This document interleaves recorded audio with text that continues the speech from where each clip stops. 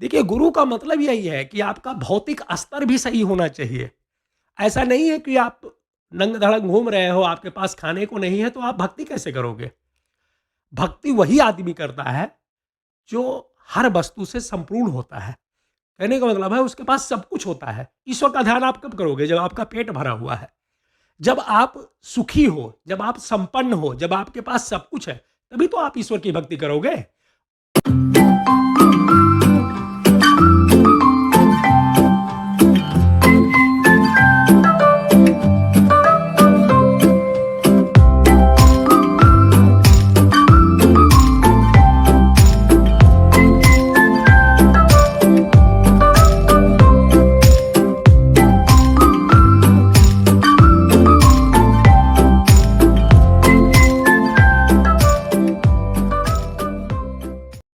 जीवन में सब कुछ मिलना संभव है।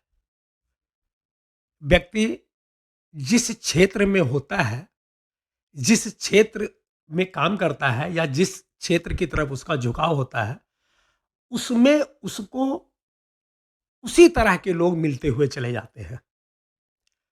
एग्ज़ाम्पल के लिए आपको बताएँ, चलो जनरल भाषा में आपसे बात करते हैं। मान ही लीजिए कोई चोर है, तो उसने पहली बार बड़ी चोरी नहीं की है, उसने पहली बार छोटी चोरी की है। 1-2 चोरियाँ की उसने और उसके बाद में उसका गुरु मिल गया। कोई ऐसा गुरु मिला जिसने बोला ये क्या छोटी-मोटी चीज़ चुराते हो? आओ हम आपको बताते हैं, बड़ी-बड़ी चोरी करने का तरीका क्या है। बस, काम हो गया। उसको गुरु मिल गया और उसने चोरी करवाने में महारत हासिल दिलवा दी। कहने का मतलब है बड़ी-बड़ी चोरियाँ करवानी शुरू कर दी, ज्ञान देना शुरू कर दिया।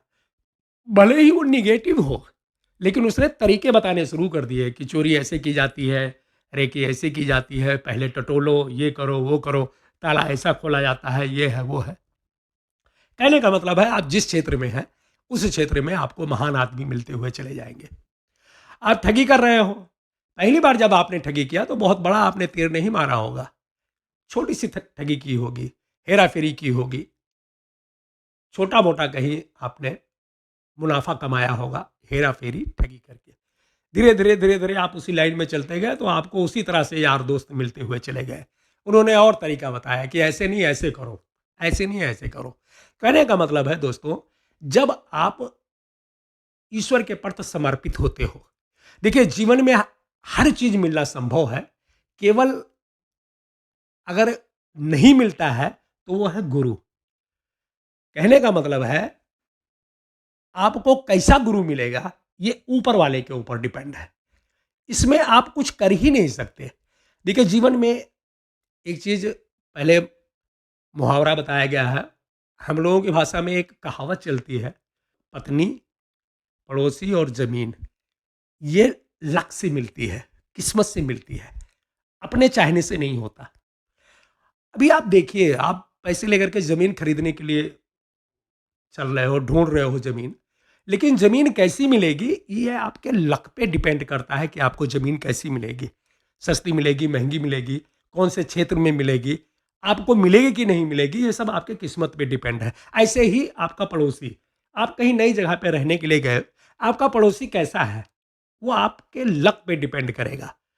कई बार पता लगा कि घर बहुत अच्छा खरीद लिया आपने या रेंट पे ले लिया, आप पहुँचे तो पड़ोसी आपका बहुत बुरा आदमी है। कहने का मतलब है वो आपको कुछ नहीं कह रहा है, वो अपने घर में लड़ाई कर रहा है। अपनी पत्नी को बुरा शब्द कह रहा है, अपशब्द कह रहा है, अपने घर में उसने क्लेश मचाया हुआ है, लेकिन सुनोगे तो आप भी ना।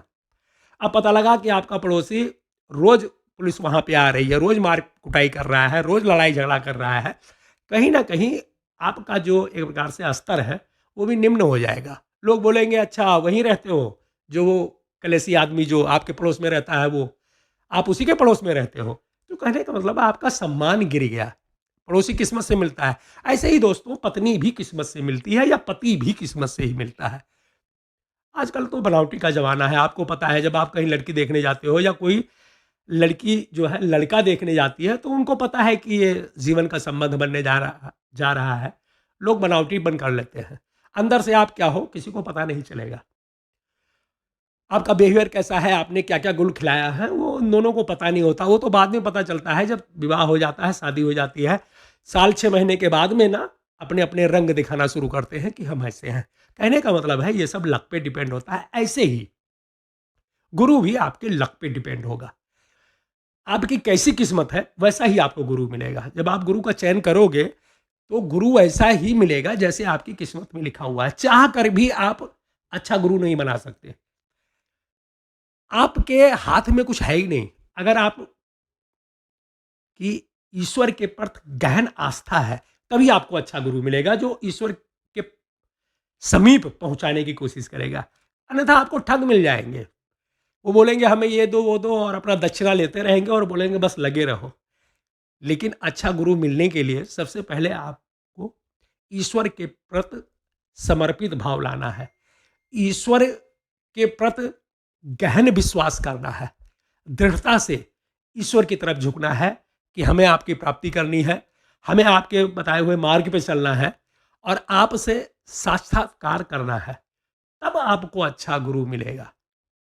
आपने सुना होगा जो हमारे पुराने संत महात्मा हुए हैं, गुरु बनाने के लिए उन्होंने नाको चने चबाए हैं कि हमें आपसे गुरुदीक्षा लेनी है, हमें आपसे जो है आपको गुरु बनाना है। लेकिन जो गुरु थे वो बोले नहीं नहीं नहीं नहीं, आपको अपना शिष्य नहीं बनाएंगे।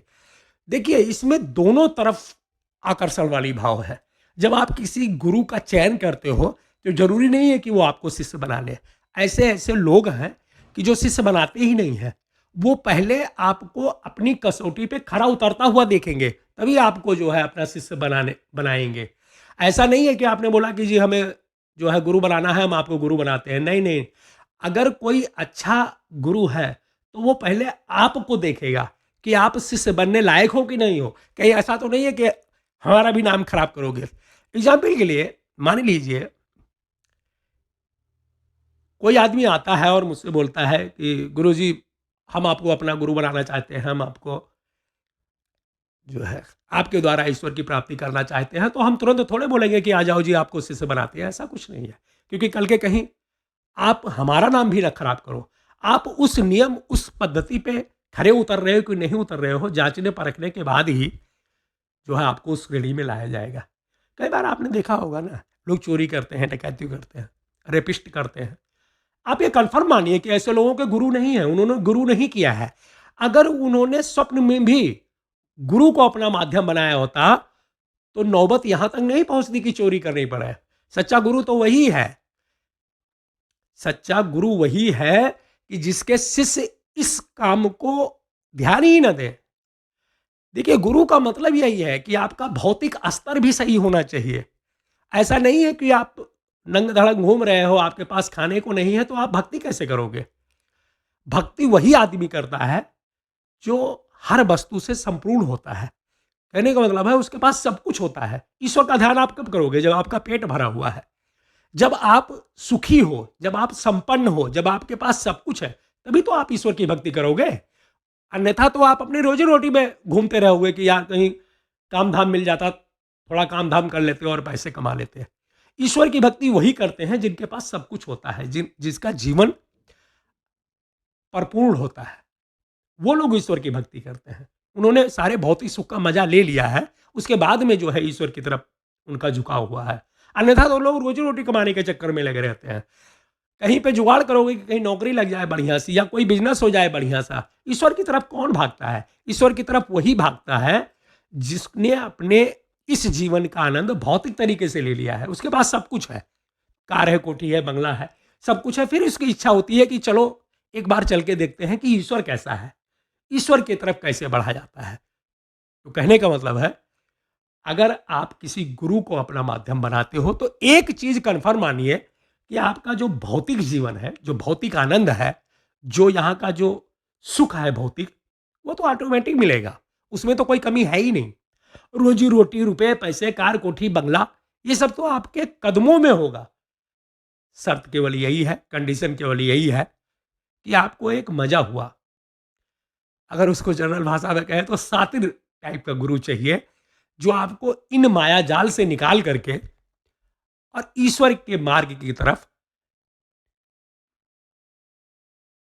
प्रस्थान करवाए, प्रस्तुति करे, सही तरीके से, सही पद्धति के द्वारा और बड़े इजीली तरीके से आपको ईश्वर की तरफ लेकर के चलने की क्षमता रखता हो।